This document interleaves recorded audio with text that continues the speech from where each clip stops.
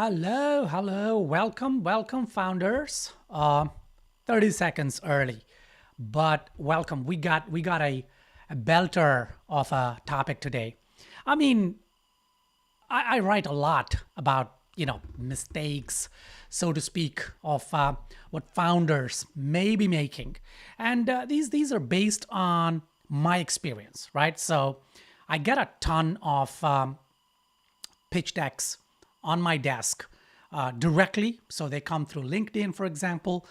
Someone DMs me and says, we have a venture, and would you like to, hi Simon, welcome.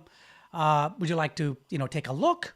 And then I just do a 30-second, maybe a minute kind of quick review of who sent me the DM and if there is anything of interest there. And sometimes the messages, the DMs are pretty vague, right? So it might say, hey, we're working on an AI-based SaaS platform for the pet sector.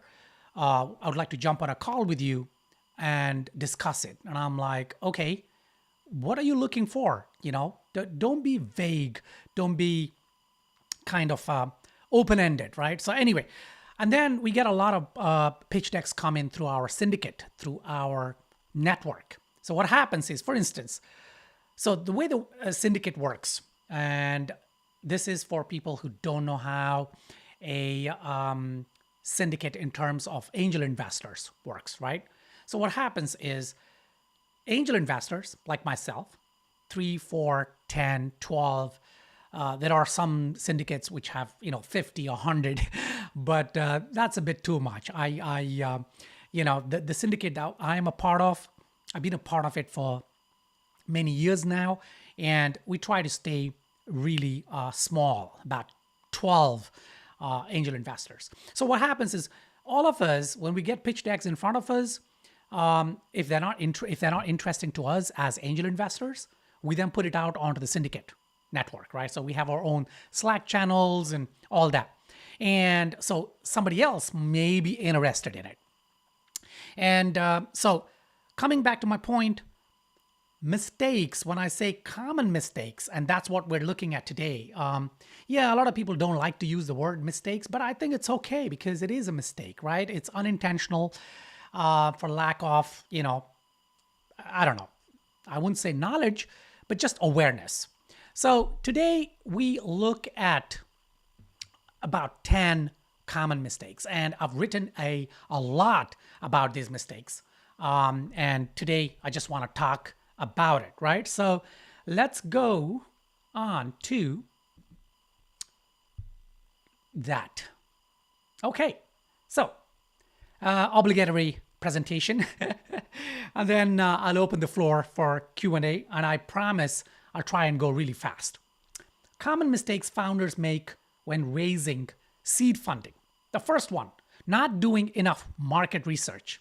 Many startups don't spend enough time understanding their target market and customer needs before seeking funding. It's essential to have a clear understanding of the problem you're solving and the value proposition for your target customers. Now, on the face of it, this may seem like pretty advice, and you're like, hang on. If we are developing a SaaS platform or a product, the founders must have, looked into the target market and research the avatars and all that. Yes and no. You'd be surprised when I've seen a lot of examples where it's a great idea, it's a great product, but then when it comes to market research, it's very unidimensional or single dimensional, right? So when I ask the founders and I say, okay, have you done a buyer persona? Have you done the archetypal analysis, right? So where you're building up the buyer persona or the customer avatar based on solid principles, not just, oh yeah, it's men in their 30s, 30 to 50s who are making $150,000 and then per year, and then they have this problem that we're gonna solve with our product. That's pretty good, yeah, but that's not enough. That's just demographic. What you need to do is psychographics, right? So psychographics is where you are building up these archetypal kind of avatars. And so it's not just their age and their demographics and what they're making and why they might want to buy your product because they have a pain point. It's much more than that. What is the worldview of this target audience? How do they think? Where do they hang out? And everything in terms of psychographics. Why? Because when you think you're solving a certain problem and with your product or service, actually, when push comes to shove and you are going to be charging for your service, you might be surprised. You might start realizing that people are not really that enthusiastic. So yeah, okay, I don't want to harp on about this, but it's a very important point. And I've done a few videos on archetypes and all these things, but if you have any questions, just hit me up. Number 2, overvaluing the company. Oh my God, this I see it 100% of the time. Startups sometimes have unrealistic expectations about their valuation, which can lead to difficulty in securing funding. It is important to be realistic about the company's current stage of development and potential for growth. Okay, so every single pitch deck that I've seen and a conversation with a founder, when they say, we're offering, we're looking for $500,000 seed funding for 2% equity, discounted at 20%, blah, blah.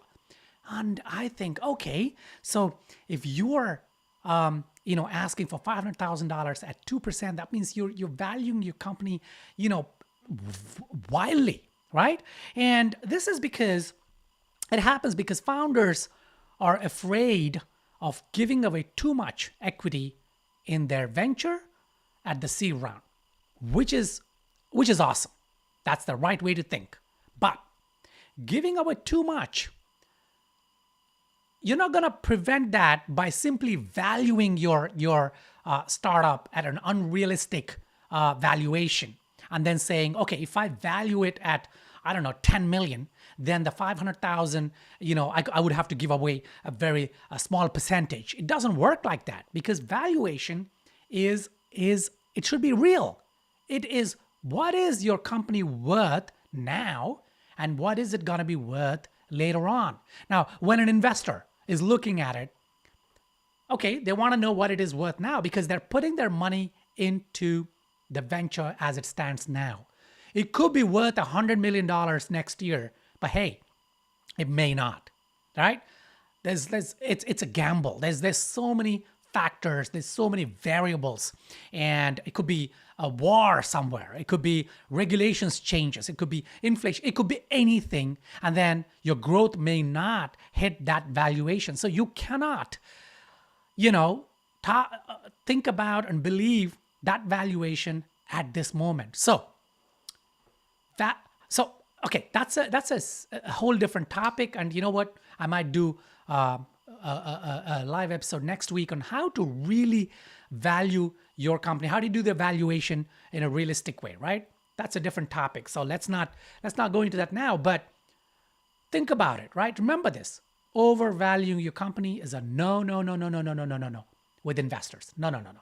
Okay, number 3, lack of focus. Not a big one, but it is surprising how many times you see this. Some startups try to do too many things at once, which can be overwhelming for investors. It's important to have a clear, focused plan that demonstrates how your company will achieve its goals.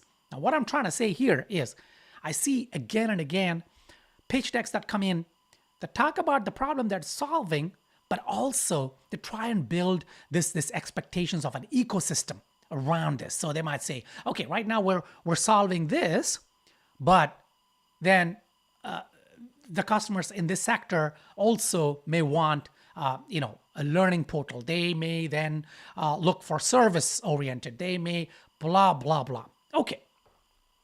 It's good to have that as a part of your business plan, but really only as a footnote. Because think about it.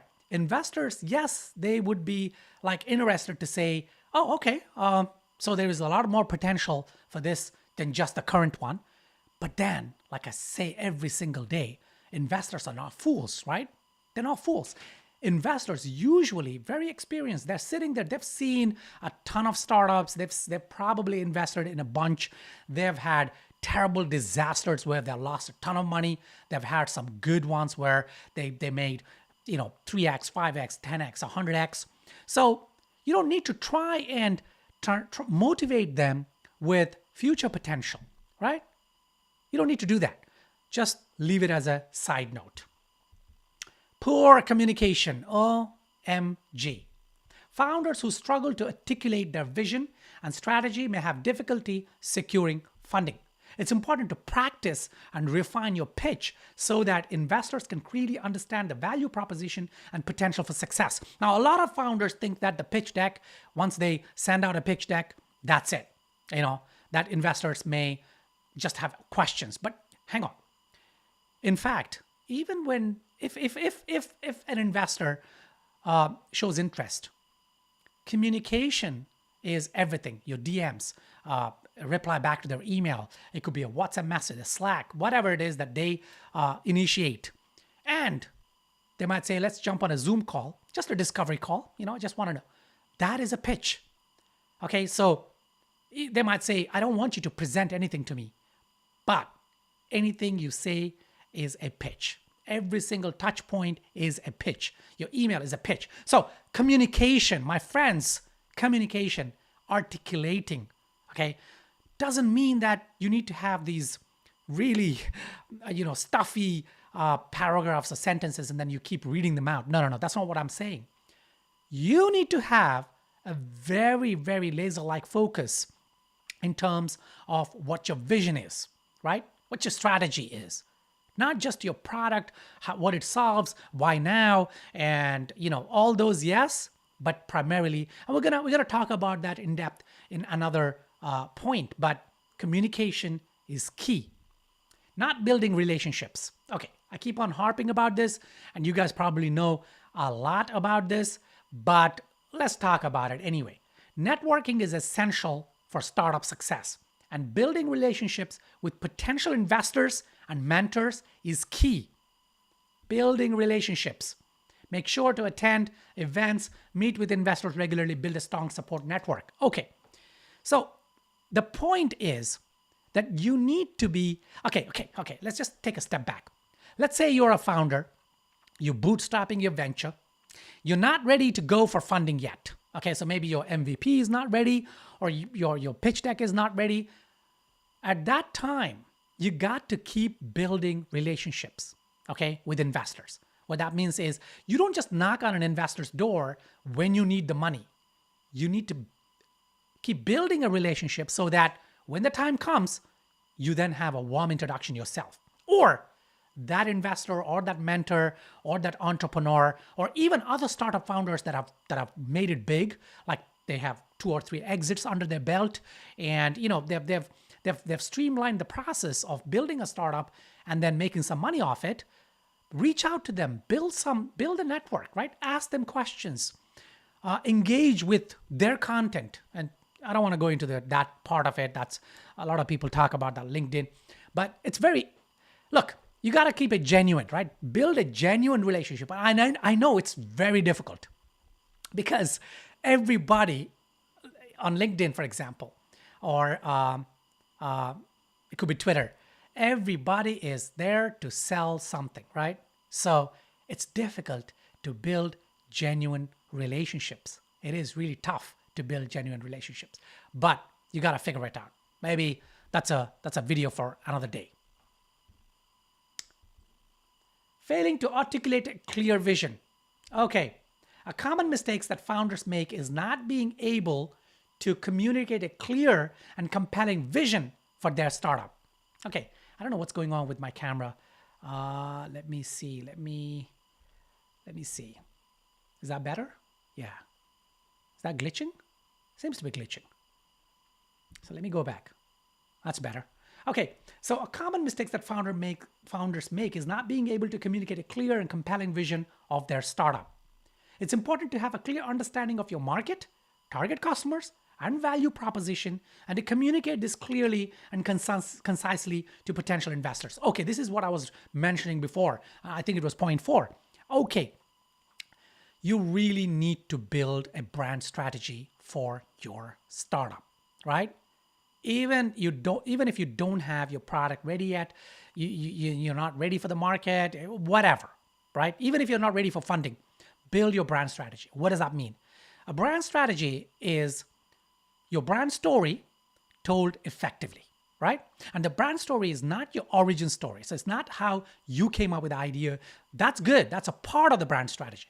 But a brand story, initially, when you're seeking out funding, the brand story is for the investors. And once your startup launches, your brand story is for your consumers, right? Your customers, your target customers. And for that, you need to sort of work out the core principles, the fundamentals of your brand. And this is, of course, your core vision, right? Your mission, your kind of core values, your what do you call that? Dictionary of core terms that represent your core values, your brand story, your core principles, all these things. Anyway, there's many, and I'll do another video. I'll do another live episode just on that, and to get me started, because I go into a frenzy when I talk about that. So you need a compelling vision, and a vision is not just about what your product does or what your venture is about, but it's the bigger thing. Okay, why should the investor care?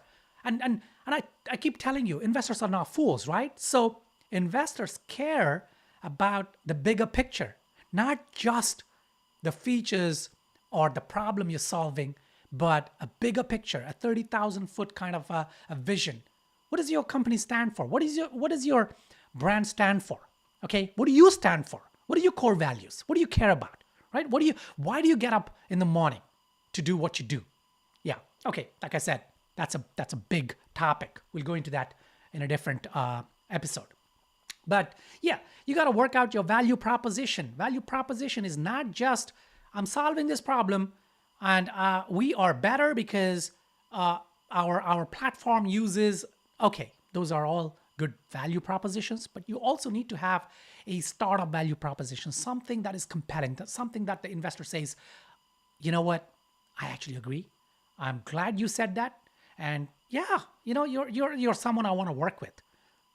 The investor should say to the founder. So you got to figure that out, right? Okay, let's move quickly on. Overestimating the market opportunity. This is one of my favorites. And I keep ranting about this, right? Every single opportunity I get, I rant about this. Another common mistake is overestimating the size and potential of the market. It's important to conduct thorough market research and analysis to ensure that there is a real growing demand for your product or service. Okay, so a TAM, a total addressable market. And people just, yes, it could be $1 trillion market or $100 billion market. And the TAM is 10 billion. And then we're going for 10% of it, 1%. Guys, please, and gals, don't overestimate the market opportunity, right? Do solid research, right?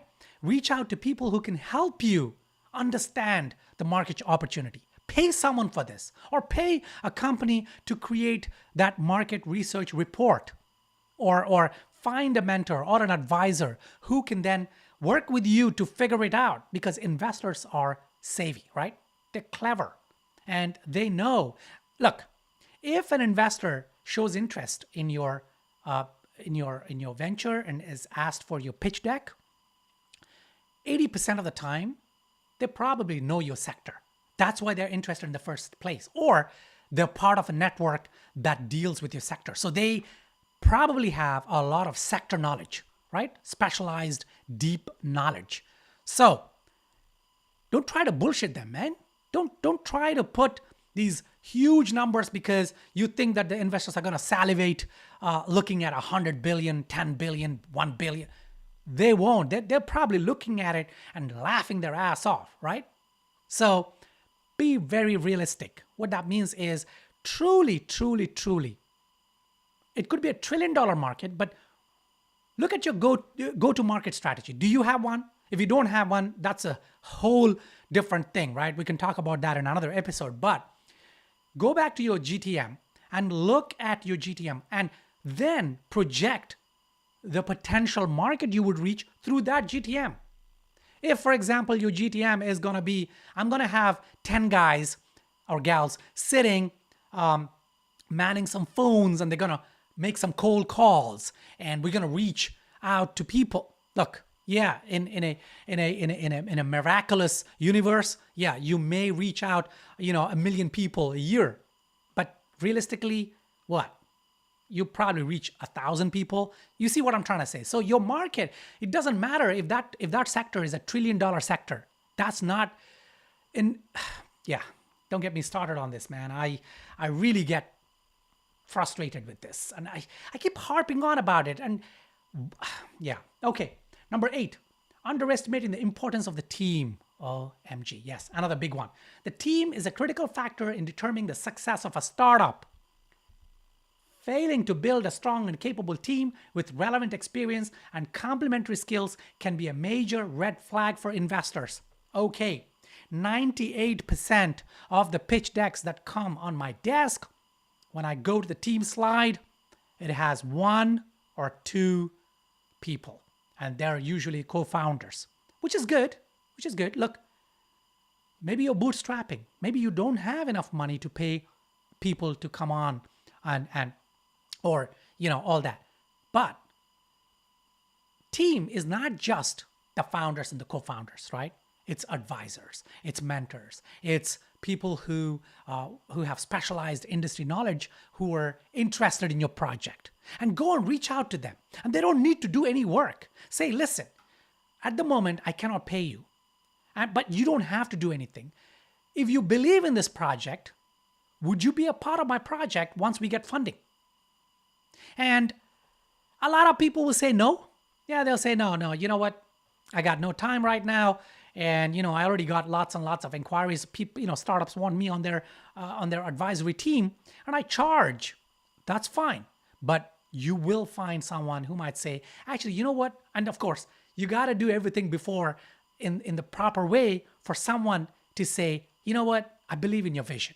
I love your strategy. I love your whole, pitch and blah, blah, blah. And I think, you know what?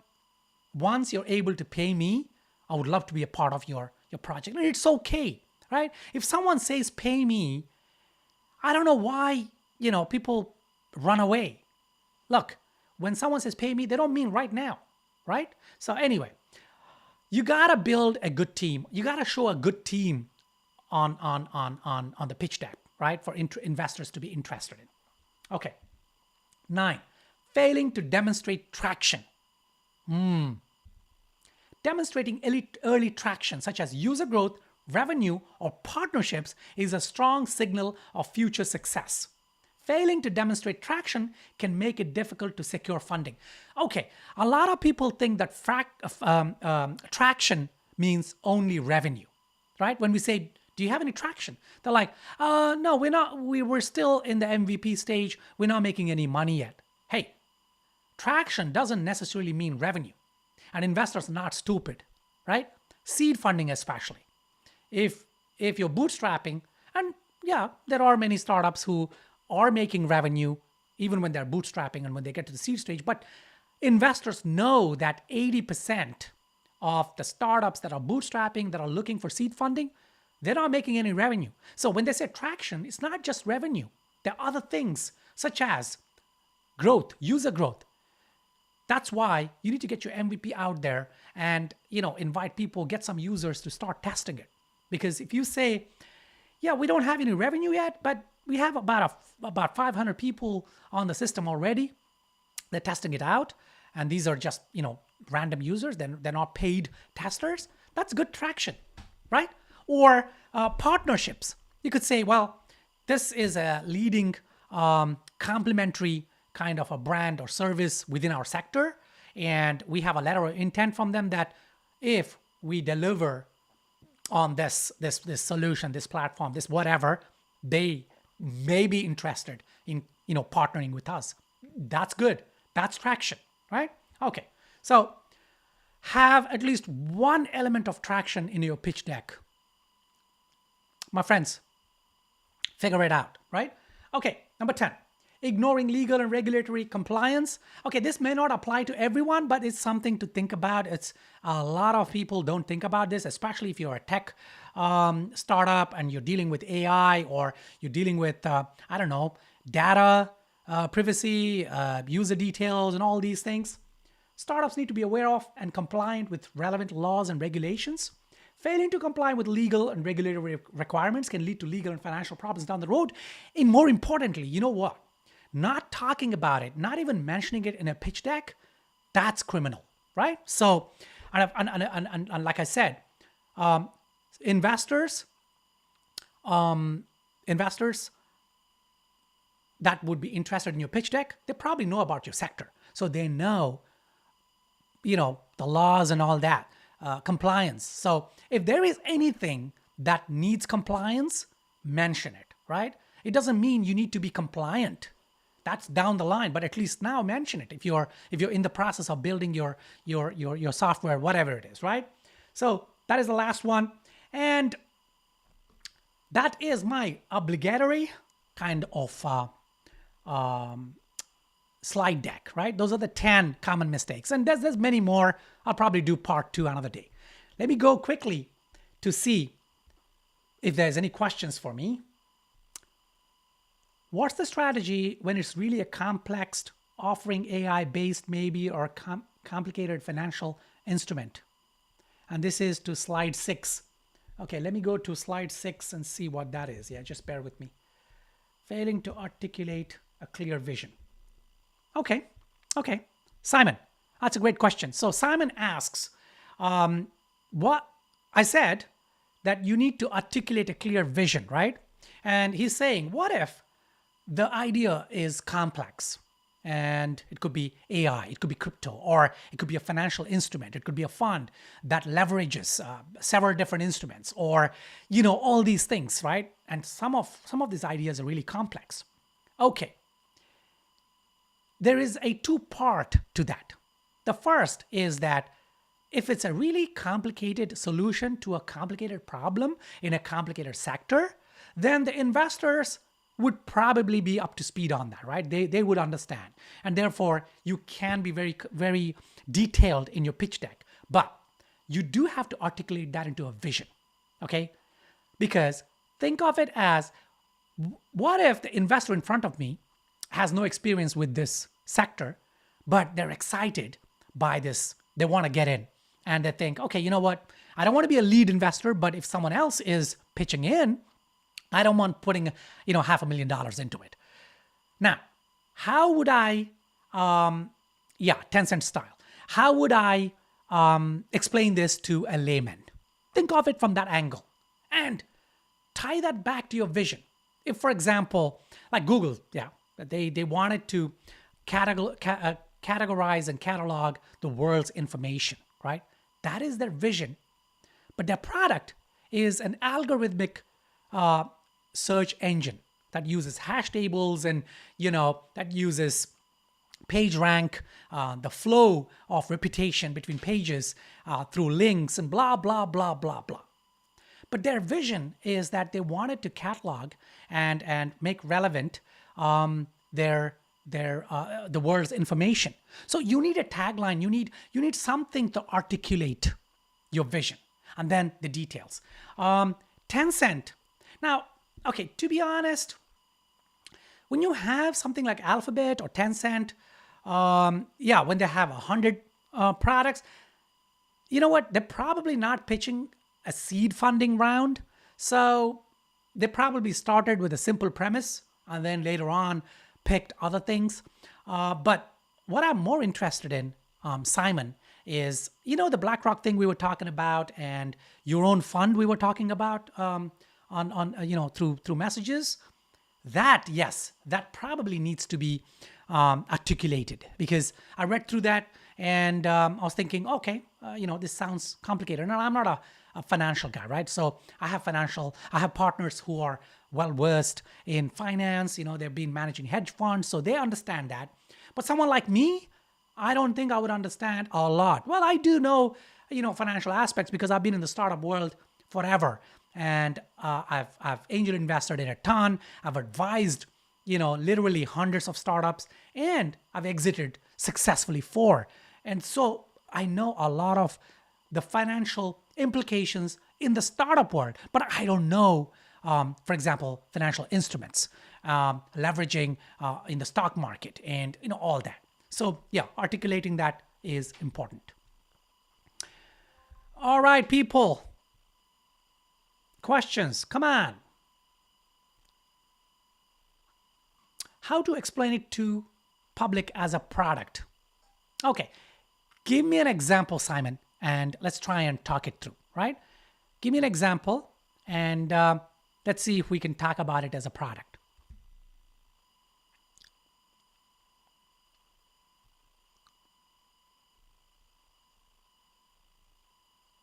Sorry, guys, I'm just waiting for Simon to give me an example. But in the meanwhile, let's touch upon any other points that I may have missed. I may talk about in the future. I mean, there's lots of things that I want to talk about in terms of mistakes, but I realized that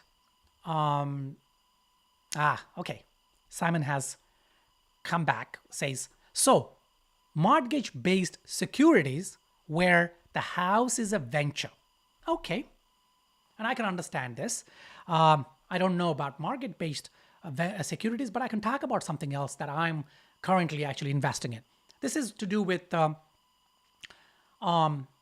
investment assets, right? The asset class. And these are luxury kind of assets. This could be premium wine, for example, or artwork. And we're working through an NFT kind of idea behind it. And it's very complex to explain that as a product, because when you look at it, you have a premium wine. And in this case, it's a house, right? And we're looking at the house as a venture.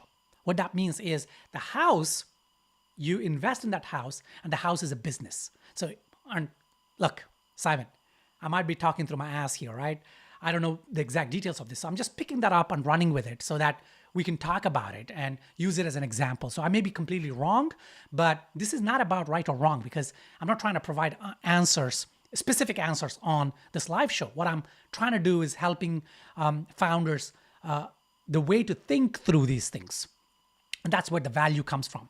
And that's what I do in my advisory anyway. So, so if I wanted to say, for example, that I want people to invest in bottles of wine that are going to be stored somewhere, and then they would be auctioned, or people would buy them, and so on.